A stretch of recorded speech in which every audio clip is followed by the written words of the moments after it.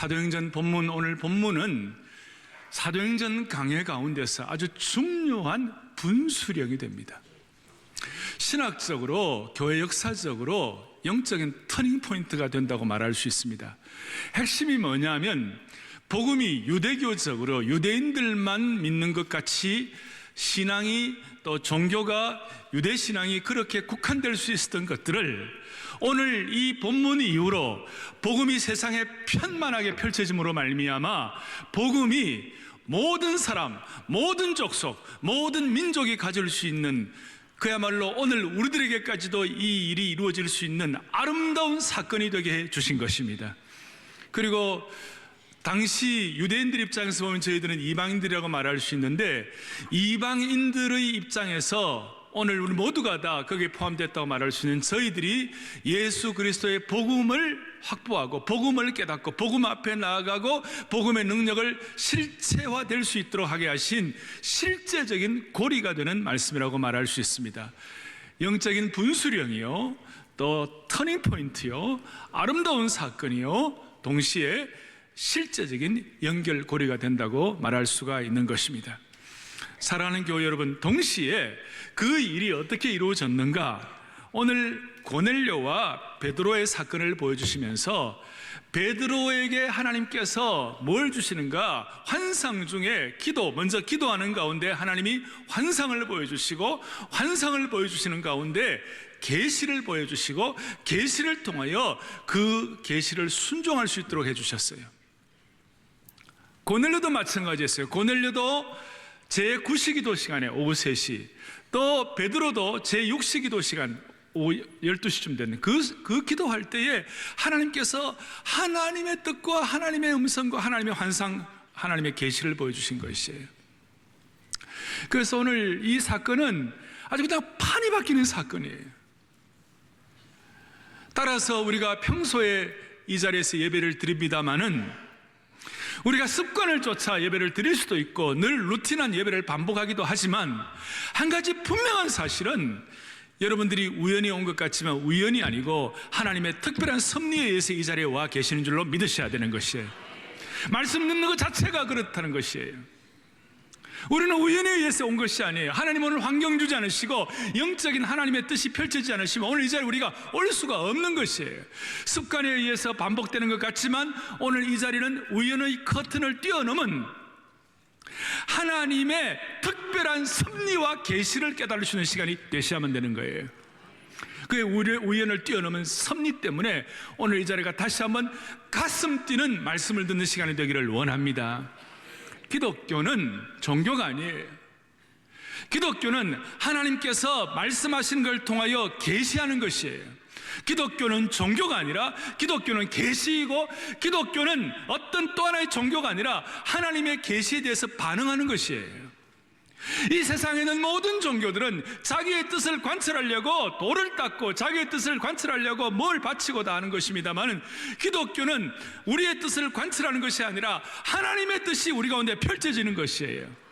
그래서 기독교는 내 능력과 내 실력과 내 재능을 가지고 주님을 섬기는 것이 아니고, 그것도 어떤 필요하지만 하나님께서 나를 깨뜨리셔서 하나님의 계시가, 하나님의 뜻이 내 삶을 통하여 펼쳐지게 하시는 것이에요. 오늘 그것을 우리가 깨닫게 되는, 그것을 조금 더 우리식으로 표현하면 편견이 극복된다. 내가 갖고 있는 선입관과 내가 갖고 있는 고집과 내가 갖고 있는 오만과 내가 갖고 있는 어떤 이 프레주디스, 우리의 어떤 강고한 내 나름대로의 생각의 틀이 깨어지는 것이라고 말할 수 있어요. 오늘 사도 베드로는 수석 사도입니다. 이 사건 여러분들이 교독을 좀 했습니다마는 특별한 사건이에요. 하나님의 뜻은 온 사람들이, 이 땅에 있는 모든 사람들이 아무도 멸망치 않고 구원받기를 원하시는 것이었어요. 그런데 구약의 사건은 하나님께서 이스라엘 백성들을 특별하게 선택된 민족으로 뽑으셔가지고 이스라엘 민족을 하나의 참 초전 피플이다, 그렇게 해서 이스라엘 민족을 보면서 사람들이, 땅에 있는 많은 사람들이 도전받을 수 있도록 그렇게 썼습니다마는, 이제는 성령 오순절 성령 강림 이후에 영적 추수의 시기가 다가왔으니 이제는 이스라엘 민족이 아니라 이스라엘 민족에게로부터 땅 끝까지의 모든 백성들이 다 포함된다. 그런 의미로 베드로에게 환상을 보여주세요. 여러분들 여기 10절에 보니까 그가 시장하에 먹고자 하며 사람들이 준비할 때에 황홀한 중에 참 놀라운 일이 벌어져서 배고픈 그 시간에 11절에 하늘이 열렸다고 그랬어요. 계시는 하늘이 열리면서 보여주시는 것인데 한 그릇이 내려오는 것을 보니 11절에 큰 보자기 같고 그 다음에 내 귀를 메어 땅에 들이웠더라 그랬어요. 그 안에는 땅에 있는 각종 네 발 가진 짐승과 기는 것과 공중에 나는 것들이 있더라. 13절에 또 소리가 있으되 베드로야 일어나 잡아먹으라 하거늘. 그 다음에 14절 베드로가 이르되 주여 그럴 수가 없나이다. 속되고 깨끗하지 아니한 것을 내가 결코 먹지 아니하였나이다 그랬어요. 여기는 베드로의 강고한 편견과 베드로의 생각의 틀을 바꾸어 주시고자 하신 하나님의 놀라운 뜻이 담겨 있어요. 베드로도 유대인으로 태어났습니다. 유대인들은 태어날 때부터 소위 레위기 11장의 정결 음식법, 정결한 음식법에 의한 교육과 양육을 받으면서 자라났습니다. 무엇이 더럽고 무엇이 깨끗하지 아니하고 무엇이 깨끗한 것이고, 그래서 요즘도 코시어 음식 그래가지고 유대인들은 소위 정결 음식법을 가지고 사는 사람들이에요. 그런데 그 베드로의 생각의 틀을 강구한 베드로로 자랐으니까, 더더구나 여러분 베드로의 성격은 굉장히 강한 사람이었어요. 예수님께 고백 그래 하잖아요. 모든 제자들이 다 예수님 배신해도 나는 절대로 예수님 배신하지 않습니다. 그렇게 함부로 말할 수 있습니까? 베드로는 그 정도의 자기 확신이 분명한 사람이었어요. 자기 확신이 분명한 사람일수록 우리는 편견과 고집과 소위 생각의 틀이 강구할 수가 있는 것이에요. 하나님께서는 이 베드로를 아시고 베드로의 편견의 벽이 얼마나 두터운지 아시고 베드로에게 오늘 큰 어떤 계기를 마련하게 해주시는데, 그것이 뭐냐? 음식 문제 가지고 보자기가 내려오죠. 그 보자기에 그 안에 땅에 있는 각종 네발 가진 짐승 기는 것과 이런 것들이 다 있었어요. 속되다 하는 거 보니까 거기에 뭐가 있냐? 돼지가 들어든 거예요. 그 다음에 거기에 바닷가재가 있는 것이, 큰 왕새우가 있어요. 이런 걸 넣고 먹으라 그랬어요. 베드로가 못 먹습니다. 왜 못 먹냐? 나는 내가 속되다는 것을 난 먹을 수가 없습니다. 하나님께서 아니야 먹으라 그러니까 아닙니다, 안 됩니다. 이걸 몇 번이나 했습니까? 3번이나 했습니다.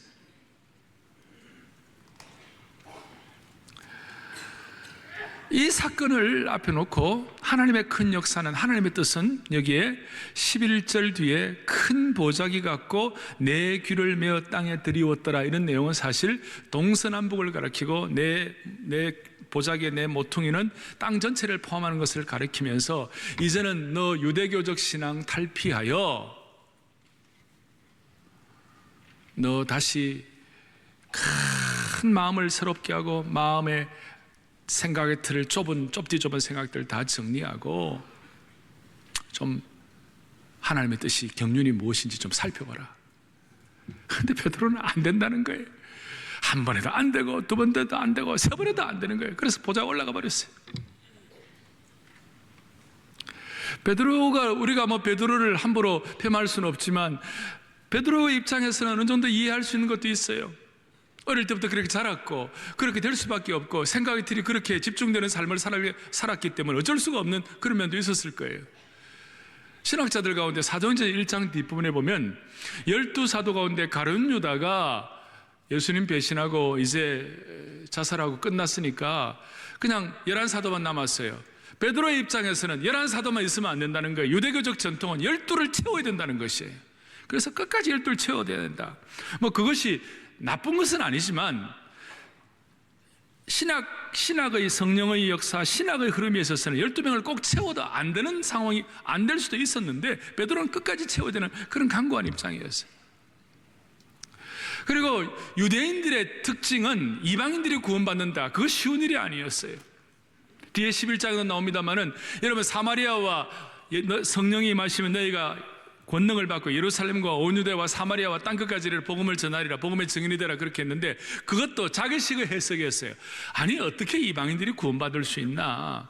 사마리아나 땅끝까지도 로마에 있는 디아스포라로 흩어진 유대인들, 그리스에 있는 디아스포라로 흩어진 유대인들, 안디옥의 터키의 디아스포라로 흩어진 유대인들이 구원받는 것이지. 그래서 사도행전 11장 중간에 보면 흩어진 유대인들이 기독교의 복음을 흩어져 있는 유대인들에게만 전하는데 그런 내용이 나와 있어요. 그러니까 유대인들이 아니고서 어떻게 구원받을 수가 있나 하는 그 강고한 생각의 틀이 깨어지기가 쉽지가 않았어요. 얼마나 어려운지. 유대인들은 이방인들을 지옥의 땔감처럼 생각하고 이방인들을 아주 우습게 여기고 경멸하고, 당시에 베드로 시대에도 이방인들, 이방 여인들이 출산하는 것을 히브리 산파들이, 유대교 산파들이 돕지 못하도록 하는 그 정도의 입장이었어요. 이방인들과 옷깃을 스치기만 하더라도 집에 쫓아 들어와 가지고 빨리 목욕을 하고 저 이방인들을 경멸하고 이방인들을 안 된다라는 그런 아주 그냥 틀에 매여 있었어요. 그걸 극복하고 땅에 있는 모든 족속이 주님 앞에 돌아온다, 그리고 땅에 있는 모든 족속들이 예수님의 복음의 능력을 받아야 한다, 이걸 깨닫기까지, 이 깨닫는 과정은 지난한 과정이에요. 그런데 결국 나중에 보면 23절에 그 이방인들에 대해서 스쳐 지나게만 해도 목욕에 하는 입장에 있는 사람이 23절에 베드로가 불러들어 유숙하게 아니라 성공하는 거예요. 그리고 나중에 베드로 자신이 로마에 가서 마지막 그가 순교를 당했죠. 로마에 갔다는 말은 유대 나라에만 한정되게 있는 것이 아니라 멀리 로마에까지 가고 땅끝까지 증인이 되겠다는 그런 뜻들을 이제 표현하게 되는 것이에요. 그러니까 여기에 나타나는 이 보자기를 가지고 부정한 음식을 먹으라는 것은 다른 뜻이 아니라 이방인들까지도 주님 앞에 돌아올 수 있도록, 이방인들까지 주님 앞에 돌아올 수 있도록. 그래서 저는 이 말씀을 보면서 저 자신을 접목해 봤어요. 저도 베드로적 요소가 참 많다. 어릴 때부터 신앙생활하고 어릴 때부터 교회 생활하는 사람 가운데서 자기도 모르게 이런 강고한 틀에 있을 수가 있다.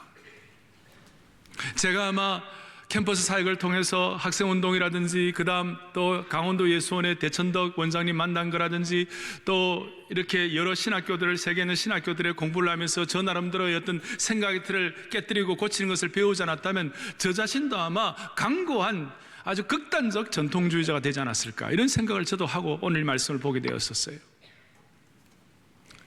자, 다시 한번 오늘 이 말씀을 통해서 우리의 편견과 우리의 생각을 깨우치게 하시는, 기독교가 종교가 아니라 계시의 은혜가 있다는 사실을 우리가 깨닫고 주님의 음성을 차근차근 듣기를 바랍니다. 먼저 생각할 거 하나 있습니다. 1절 2절에 가이사라에 고넬료를 하는 사람이 있으니 이탈리아 부대라 하는 군대 백부장이다 그랬어요. 오늘 두 인물이 나옵니다. 한 사람은 고넬료고 한 사람은 베드로예요. 두 사람 다 기도하는 가운데 환상을 보고 두 사람 다 기도하는 가운데 하나님의 계시에 대해서 눈이 열렸어요. 근데 고넬료를 주목하다가 참 마음에 그렇구나 하는 것이 있었어요. 그것이 뭐냐면 2절 그가 경건하고, 고넬료의 됨됨이와 인격이 되었어요. 이렇게 표현합니다. 그는 경건한 사람이다. 그 다음에 온 집안과 더불어 하나님을 경외하는 사람이다. 대단한 사람 아닙니까? 온 집안과 더불어 하나님을, 자기만 믿는 것이 아니라 온 집안과 더불어 하나님을 경외하는 사람이에요. 본래 이 로마 백부장은 그 당시에 로마의 다신교에 충만한, 로마 다신교의 세례를 받은 사람들 아닙니까? 제우스, 그러니까 주피터를 섬기고, 헤르마스 신을 섬기고, 바카스 신을 섬기고, 전쟁의 신을 섬기고, 비너스 신을 섬기는 이런 로마의 다신교의 문화에 젖었던 사람이 이스라엘 지역에 와가지고 하나님을 깨닫게 되고 하나님을 섬기는 경건한 자가 되었다. 하나님을 경외했다. 대단한 일 아닙니까? 거기에다가 백성을 많이 구제하죠. 구제까지 하죠. 그리고 하나님께 항상 기도하는 사람이죠. 우리는 여기에 대해 보면 경건하다, 온 집안과 더불어 하나님을 경외하다, 백성을 많이 구제한다, 하나님께 항상 기도한다. 대단한 사람이죠.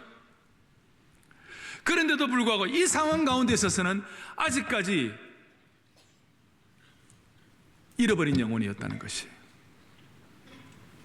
참 우리에게 와닿는 도전이에요. 모든 걸 다 갖춘 사람이었지만 그의 영혼은 잃어버린 영혼이었다는 것이에요. 그의 영혼은 베드로의 틀을 깨뜨리고, 베드로가 나중에 24절 이후에 베드로가 그를 찾아가서 거기에 성령의 능력과 생명의 역사를 갖추고 난 다음 그때에 그 잃어버린 영혼이 구제가 된 것이에요. 구원받게 된 것이에요. 그러니 오늘 우리가 도전받는 건 이거 있어요. 아무리 경건하고 아무리 하나님 경외하고 아무리 구제하고 하나님께 기도하는 사람이라 할지라도 그의 영혼이 잃어버려질 수 있다는 것이에요. 요즘 우리식으로 말하면 도덕적이고 겸손하고 정직하고 다 갖춘 사람이라도 부활의 영, 생명의 영, 예수 그리스도의 보혈의 영이 없으면 구원받지 못한 사람이 될 수가 있다는 것이에요. 그런데도 불구하고 우리 같은 사람을 그리스도의 보혈의 능력에 눈이 뜨게 해주시고 십자가 영의 은혜의 눈이 열리게 해주셔서 주님을 구세주와 주님으로 영접한 이 사실이 얼마나 감사하고 놀라운지 하나님께 영광 돌릴 수 있기를 바랍니다. 제가 해석하는 것이 아니에요. 뒤에 11장에 보면 11장 1절부터 한 18절까지 보면 무슨 사건이 나오느냐, 오늘 베드로가 이 환상 보고 고넬료를 만나가지고 고넬료가 주님 앞에 돌아온 사건들을 얘기하니까 할례자들이 막 힐난하는 거예요. 어떻게 그럴 수가 있냐, 그렇게 구원받을 수가 없다. 그러니까 베드로가 자초지종을 설명하니까 11장 18절에 이런 내용이 나와 있어요. 읽어보겠습니다. 사도행전 11장 18절, 그들이 이 말을 듣고 잠잠하여 하나님께 영광을 돌려 이르되 그러면 생명 얻는 회개를 주셨다 하니라. 아멘. 이방인이 누굽니까? 고넬료입니다. 고넬료에게도 뭘 주셨다고요? 생명 얻는 회개. 우리에게는 웬 은혜인지 웬 축복인지 오늘 부활의 영, 그리스도의 십자가의 영, 보혈의 능력이 우리에게 깨달아짐으로 말미암아 예수 그리스도를 통하여 생명 얻는 회개의 주인공이 되게 하신 주님을 찬양합니다. 우리의 마음속에 그 경건하고 그 경외하며 그 구제하고 항상 기도하는 사람도 갖지 못했던 이 생명과 부활의 회개의 영이 우리에게 깨달아짐으로 예수 그리스도를 주님으로 모시는 이 사실에 대해서 치밀어 오르는 감격이 우리 속에 충만해야 할 것으로 확신합니다. 이걸 먼저 제가 좀 전제를 합니다. 그리고 이 베드로가 가졌던 이 강고한 생각의 틀을 어떻게 참 정리하고 새롭게 할 수 있는가, 이거 오늘 우리의 숙제이고 이것이 바로 기독교가 종교가 아니라 계시라는 것을 우리 마음속에 확증할 수 있는 시간이 되기를 기대하면서 말씀을 계속 진행해 나가도록 하겠습니다. 자, 제가 오늘 이 말씀을 이렇게 붙잡는 이유 중에 하나는 오늘날 우리 사회가 너무 심한 갈등과 너무 우리가 사회 통합이 안 되고 너무 어려워요. 그 이유를 밝히면 여러 가지 사회학적인 세상 사람들이 나름대로 평가하고 연구하고 다 하겠습니다만은 저는 제가 생각하기에 우리 사회에 갖고 있는 강고한 아주 편견과 그 다음 선입관, 이런 것들이 우리 사회를 어렵게 한다, 이렇게 생각하고 있습니다. 우리 사회에 어떤 편견이 있습니까? 교회에 대한 편견이 있어요. 큰 교회는 어떻다, 작은 교회는 어떻다, 우리 나름대로의 어떤 편견이 있어요. 큰 교회든 작은 교회든 중요한 것은 사이즈가 아니라 그 교회가 어떤 사명을 갖고 있고 그 교회가 어떤 영적인 참 퀄리티, 질을 유지하느냐, 이것이 더 중요한 줄로 믿습니다. 우리 사회에는 인종적 편견이 있어요. 좋지 않은 얘기. 심지어 우리 자신을 비하하는 한국 사람이 그렇지, 혈연, 지연, 학연에 대한 강고한 편견의 벽이 있어요. 심지어 요즘에는요, 자기 나름대로의 정의에 대한 편견이 있어요. 한때 마이클 샌달이 와가지고 정의란 무엇인가 한국의 선풍적인 발음을 일으켰습니다만 정의에 대한 편견이 있어요. 자기식의 편견이에요. 자기식의 정의예요. 심지어 어떤 정의는 사람들의 마음에 막 불을 질러가지고 선동하면서 사람들의 마음의 상처를 이용해가지고 사람들의 아픔을 이용해가지고 막 자기 정의를 주장하는 사람들이 있어요. 자기식의 편견이에요. 자기식의 정의예요. 그래서 그런 정의가 가는 곳마다 그 정의가 뭐가 되느냐? 파괴의 정의가 되고 있어요. 정의는 정의인데 말은 맞는데 그런 정의가 들어가면 파괴가 되는 거예요. 정의는 정의인데 그 정의가 들어가는 곳에 증오가 일어나고 미움이 일어나는 것이에요. 자기식의 강고한 정의예요. 자기식의 아전인수적인 정의예요. 이게 편견이에요. 오늘 계시의 말씀은 우리에게 자기식의 정의, 증오의 정의, 미움의 정의, 파괴의 정의가 아니라 주님이 말씀하시는 정의는 은총의 정의예요.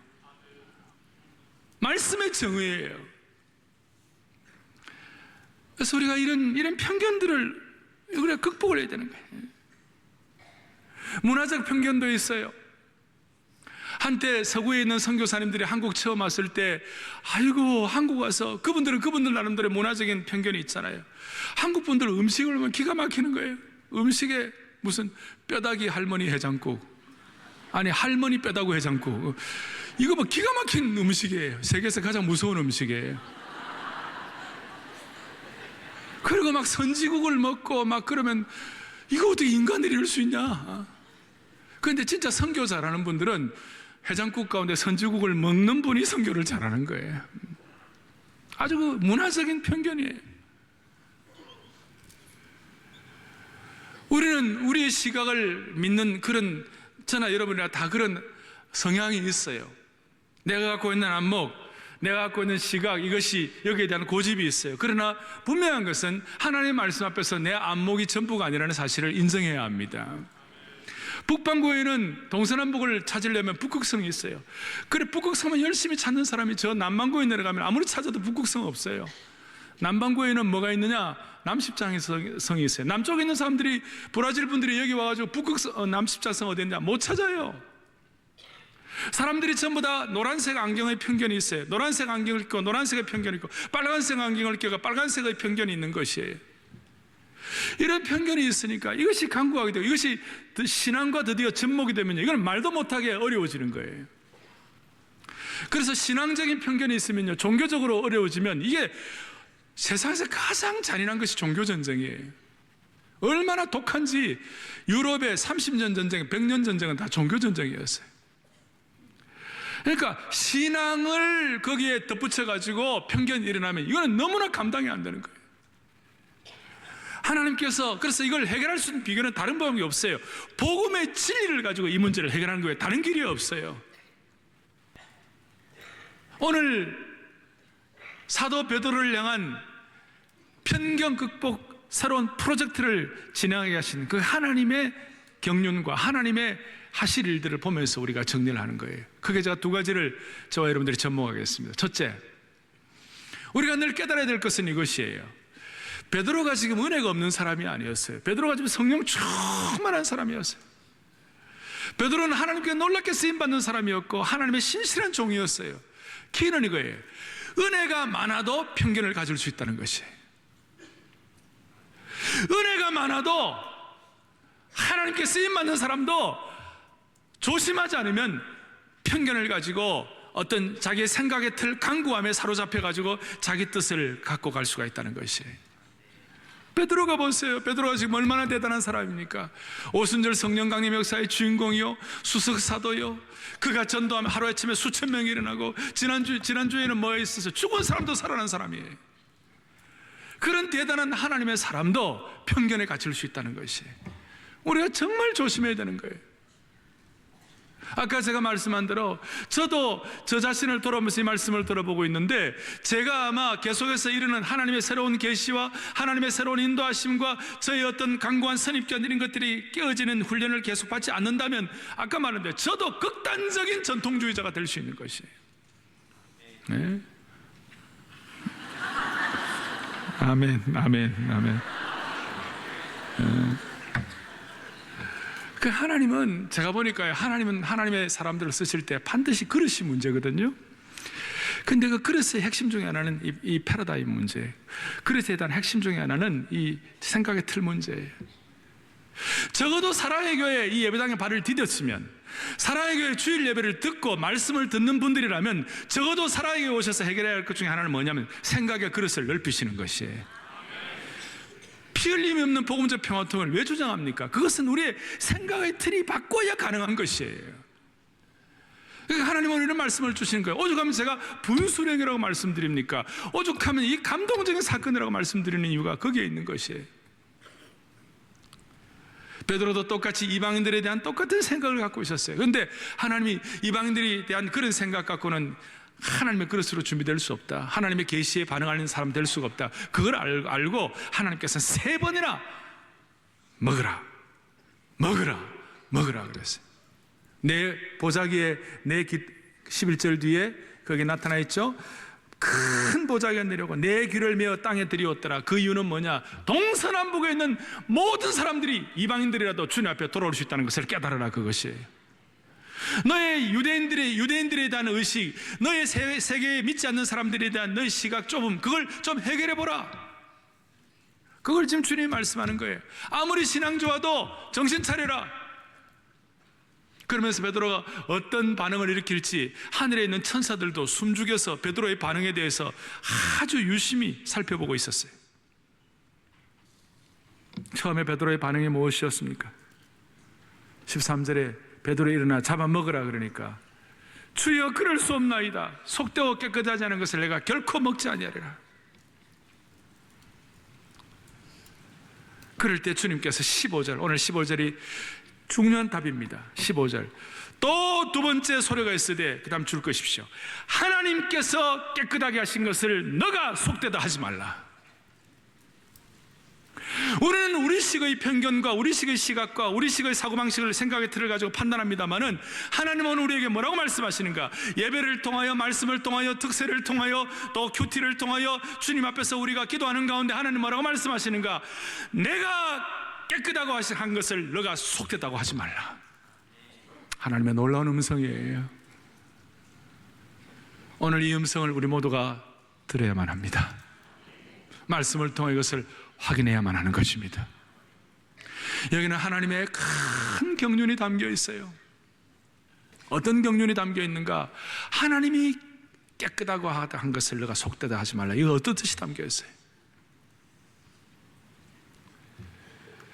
이것은 구약의 율법에서 불결하다고 규정한 음식들도 이제는 예수 그리스도의 보혈의 피로 정결케 되었다는 뜻을 말씀하고 있는 것이에요.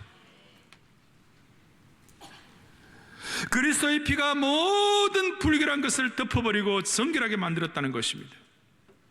영적으로 보면 구약의 이방인들은 불결한 사람들이었어요. 그렇지만 그 사람들도 주님의 거룩한 보혈의 능력을 통하여 정결하게 되었다는 뜻이에요.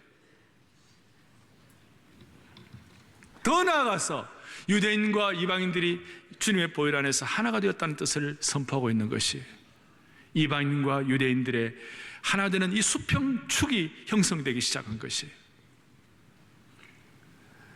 베드로의 마음은 본래 그 유대적 편견과 그의 생각의 틀은 구약의 요나와 똑같았습니다. 요나는 어떻게 했습니까? 니느웨 사람들이 범죄했는데 너 가서 회개 선포하라. 그랬을 때 요나의 마음속에, 요나의 입장에서는 우리가 일본 사람들하고 갖는 감정보다도 훨씬 더 심한 것이었어요. 그 니느웨는 아수르, 유대인들을 그냥 잡아 죽이는데 침공을 해가지고 너무너무 잔인하게, 고고학적 발굴 보면 막 사람들의 뼈를 갖다가 연결해가지고 연결시키고, 그렇게 엄청난 잔인한 민족에게 복음이 전해진다. 이건 말도 안 되는 얘기다. 요나가 도망갔죠. 요나의 생각의 틀이에요. 그러다가 하나님께서 다시 붙잡아가지고 니느웨에 가서 복음 전파라 그러니까 세상에 니느웨에 있는 사람들이 요나의 설교를 듣고 다들 깨어지고 돌아오고 동물 짐승까지도 막 회개를 하는 거예요.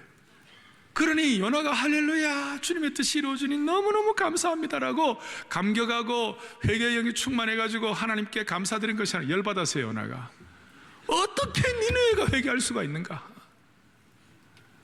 어떻게 니느웨 사람들이 하나님의 백성으로 돌아올 수 있는가? 말도 안 되는 얘기다. 당시에 모든 유대인들이 갖고 있던 사고 그것이었어요. 근데 하나님은 아니야.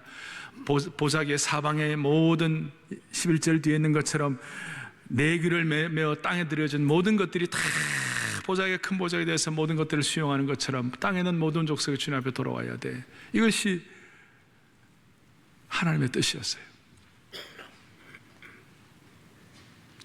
그것이 바로 그리스도의 보혈의 피로 정결케 된다는 의미예요. 특별히 음식 문제에 있어서 요나의 영을 가진 베드로에게 음식 문제에 있어서 아니야, 너가 속되다 한 건 속된 것이 아니야. 내가 그리스도의 피로 깨끗하게 한 것은 다 깨끗하고 정결하게 된 것이니까 먹을 수가 있는 것이야. 그러면서 여러분 딘전 4장에 보겠습니다. 혼인을 금하고 어떤 식물은 먹지 말라고 할 터이나 음식물은 하나님이 지으신 바니 믿는 자들과 진리를 아는 자들이 감사함으로 받을 것이니라. 돼지고기 먹어도 돼요? 안 먹어도 돼요? 어떻게 그렇게 좋아하는 분들이 크게 대답하세요? 4절 시작. 하나님께서 지으신 모든 것이 선함에 감사함으로 받으면 버릴 것이 없나니. 그 다음 5절 다 함께 하나님의 말씀과 기도로 거룩하여 짐이라. 이것이 오늘 하나님이 깨끗하다고 하신 것에 대한 하나님의 서포트예요. 하나님이 우리에게 뭐라고 말씀하시는가? 보혈의 능력을 우리가 깨닫고 말씀과 기도로 거룩하여질 때에 그 음식은 다 먹을 수 있다는 것이에요. 그러니까 음식에 관한 우리가 자유함을 받은 거예요. 딱 하나, 보혈의 능력 때문에. 주님께서 보혈의 능력으로 우리를 깨끗하게 해주셨기 때문에 가능한 것이에요. 그 이후에 베드로가 말씀한 대로 놀라운 자세를 가지고 이제 고넬료를 받아들이고 고넬료에 가서 복음을 전하고 생명의 복음을 전하고 회개의 복음을 전하고 성령 부어주시기를 간구하여 성령 받는 역사가 일어나게 되었습니다. 그런데도 이게 쉽지가 않아요.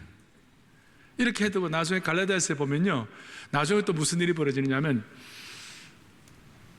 베드로가 무할례자들, 그러니까 이방인들과 같이 밥 먹고 있는데 할례자들이 막 들어왔어요. 들어오니까 그것도 책망받기 싫어가지고 막 도망갔어요. 그냥. 갈라디아서 2장 12절 보세요. 읽어보겠습니다. 야고보에서 온 어떤 이들이 이르기 전에 게바가 이방인과 함께 먹다가 그들이 오매 그가 할례자들을 두려워하여 떠나 물러가매. 베드로가 이런 교훈을 받았지만 베드로가 갖고 있는 편견이 그 완전히 사라지기가 쉽지 않아요. 이 땅에 있는 동안 우리는 참 그런 부족함이 있는 것 같아요. 그리고 2장 11절 오면요, 바울이 막 베드로를 막 책망했어요. 그리고 2장 14절 보겠어요. 뭐라고 책망하느냐 읽어보겠습니다.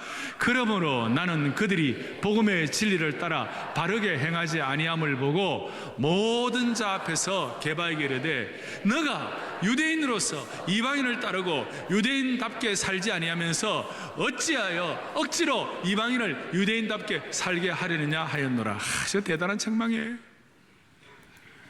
이 생각의 틀을 강고한 이 편견이 사라진다는 것은, 이거 깨어지고 하나님의 계시를 통하여 응답한다는 것은, 하나님이 나를 깨뜨리셔서 내 속에서 주님의 뜻이 펼쳐지기를 기대한다는 것은 쉬운 일이 아니에요.